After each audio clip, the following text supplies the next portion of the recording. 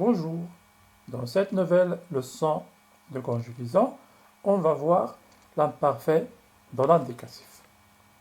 Alors, notre objectif, reconnaître l'imparfait. La première étape, découverte le support ou tableau. Alors, le malade perdu la joie de vivre. Il se ferait et se torturait en silence. Il n'ouvrait plus sa boutique, on ne prenait plus de thé de 4 heures avec les autres commerçants. Ceux-ci ne comprenaient pas la cause de ces soucis. Un jour, Malal se confia à l'un d'eux. Alors, on a ici un texte. Combien y a-t-il de phrases dans ce texte?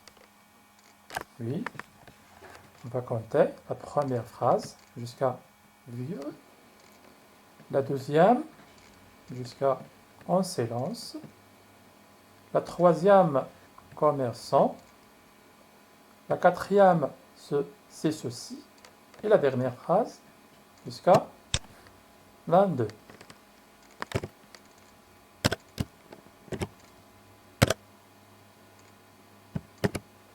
Alors, regardez la première phrase. Mu'allim a perdu la joie de vivre. Alors, quels sont les composants de cette phrase ou les éléments de cette phrase? Oui, on a le sujet, le verbe et le complément. Alors, où est le sujet? Le sujet, c'est Mu'allim halal.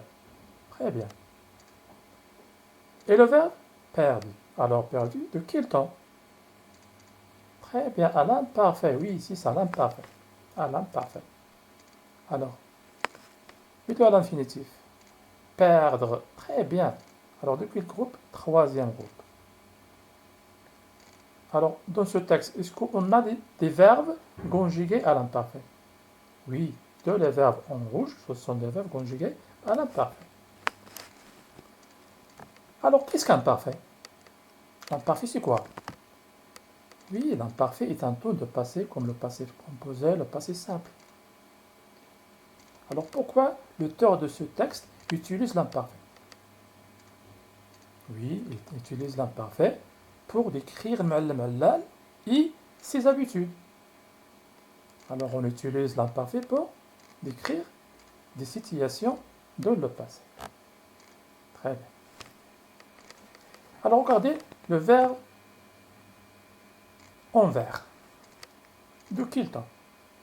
Oui, passé simple, très bien, le passé simple. Sert-il à décrire ou à raconter un événement? Le passé simple, puisque on utilise ce temps pour décrire ou raconter un événement. Très bien, pour raconter un événement. Alors, l'imparfait utilise pour décrire des situations de le passé. Mais le passé simple l'utilise pour raconter un événement.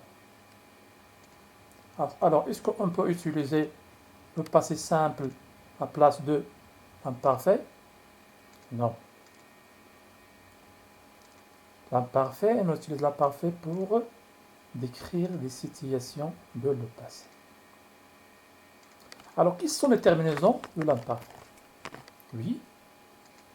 AES, AES, AIT, IENS, IEZ, AIENT. Très bien. Alors, je retiens. L'imparfait de l'indicatif est un temps du passé. On l'utilise généralement pour décrire ou pour indiquer une action répétée dans le passé. Dans l'imparfait de l'indicatif, les verbes ont la même terminaison. Soit des verbes du premier groupe, deuxième ou troisième. La même terminaison. AES, AES, AIT, IENS, IEZ, AIENT. Alors l'imparfait est très simple. Alors on va faire un petit exercice pour mieux comprendre notre leçon. Alors conjugue les verbes entre parenthèses à l'imparfait. Je vais revenir chaque jour en autobus. Veut être au bord des larmes en apprenant la nouvelle. C'est attendre cette promotion avec impatience. Le jardin, le verbe paraître, plus beau qu'avant. Le téléphone sonnait toutes les 5 minutes. Toutes les 5 minutes. Alors, on a ici des verbes.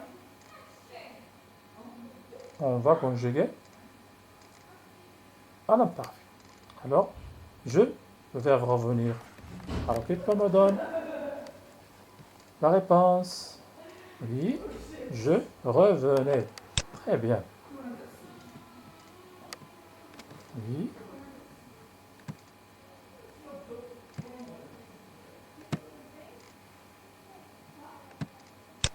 Je revenais. Et le verbe être, vous êtes. Vous êtes. Est-ce que vous êtes veut être quoi? Vous êtes. Vous êtes quoi? Oui, vous étiez. Très bien. Attendre, on a le verbe de la troisième phrase. Attendre. Tu, quoi? Et la réponse? Très bien. Attendu. La quatrième phrase. On a le jardin paraissait plus beau qu'avant. Alors le téléphone sonnait. Alors le pronom personnel qu'on peut remplacer par le téléphone, c'est il.